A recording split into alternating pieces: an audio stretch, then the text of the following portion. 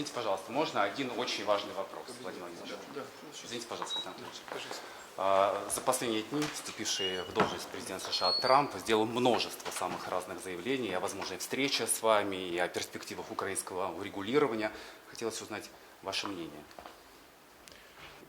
Во-первых, хочу сказать, что Россия никогда не отказывалась от контактов с администрацией Соединенных Штатов. И не наша вина в том, что прежняя администрация от этих контактов отказалась. С нынешним президентом США у меня всегда были деловые, исключительно деловые, но в то же время прагматические отношения и доверительные, я бы сказал. И я не могу не согласиться с ним в том, что если бы он был президентом, если бы у него в 2020 году не украли победу, то, может быть, и не было бы того кризиса на Украине, который возник в 2022 году.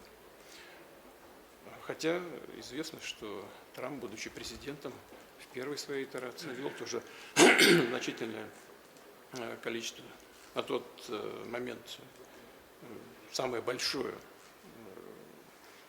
количество ограничений, санкций против России. Не думаю, что это было решением, которое соответствовало интересам не только России, но и самих Соединенных Штатов. Кстати говоря, Байден тут подхватил эту эстафетную палочку и вводил еще больше ограничений, а результат известен. Очень много решений, вредных для экономики самих Соединенных Штатов, ну, например, подтачивание могущества самого доллара, потому что запрет России использовать доллар, а мы не отказывались от доллара. Эта администрация прежняя не дала нам возможность использовать доллар в качестве расчетной единицы. Он, на мой взгляд, это решение наносит очень серьезный урон самим Соединенным Штатам. Но сейчас вдаваться в это не будем, но могу только сказать, что мы видим заявление действующего президента о готовности к совместной работе. Мы всегда для этого открыты. Что касается вопроса, связанного, скажем, с переговорами, и тоже в этом смысле мы всегда говорили, хочу это подчеркнуть еще раз, мы готовы к этим переговорам по украинской проблематике, но здесь тоже есть вопросы, которые требуют особого внимания. Например, как известно, действующий глава режима в Киеве, когда еще был достаточно легитимным главой государства, издал декрет о запрете ведения переговоров. Как же сейчас можно возобновлять переговоры, если они запрещены? Вот мы сейчас находимся в стенах Московского университета. Я по базовому образованию, как известно, юрист. Закончил юридический факультет Петербургского, тогда Ленинградского университета. Я могу вам сказать, что если в рамках действующей нормативной базы переговоры начнутся, то они будут, строго говоря, нелегитимными. А это значит, что и результаты этих переговоров можно будет объявить нелегитимными. Действующий режим в Киеве с удовольствием получает сотни миллиардов от своих спонсоров. Извините за простоту выражений, за простоту народных выражений, как у нас говорят в народе, хомячат с удовольствием эти сотни миллиардов за обе щеки, но выполнять указания своих спонсоров, а мы знаем, что такие указания есть, отменять принятый указ о запрете переговоров не спешит. Но я думаю, что в конце концов те, кто платит деньги, должны все-таки заставить его это сделать. И думаю, что ему это сделать придется.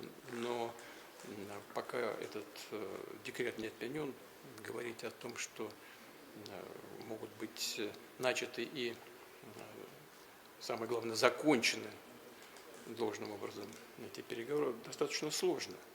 Какие-то предварительные наметки, конечно, можно сделать, но о серьезных переговорах, конечно, в условиях запрета с украинской стороны вести эти переговоры, конечно, в условиях этого запрета говорить о чем-то серьезном достаточно сложно. А в целом у нас, конечно, с действующей администрацией может быть достаточно много точек соприкосновения, поиска решения по ключевым вопросам сегодняшнего дня. Это и вопросы стратегической стабильности, это вопросы экономики, кстати говоря. Ну почему? Мы одни из крупнейших производителей в мире, скажем, нефти. Ну, США сейчас вообще занимает первое место, потом Саудовская Аравия, Россия. Но что характерно для российской и, допустим, американской экономики? Мы не просто одни из крупнейших производителей энергоресурсов, но мы еще и крупнейшие потребители энергоресурсов. А это значит, что как для нашей, так и для американской экономики и слишком высокие цены плохо, потому что, используя энергоносители, нужно производить другие товары внутри страны. И слишком низкие цены тоже очень плохо, потому что это подрывает инвестиционные возможности энергетических компаний. И здесь есть о чем нам поговорить. Есть и другие вопросы в сфере энергетики, которые могут представлять взаимный интерес.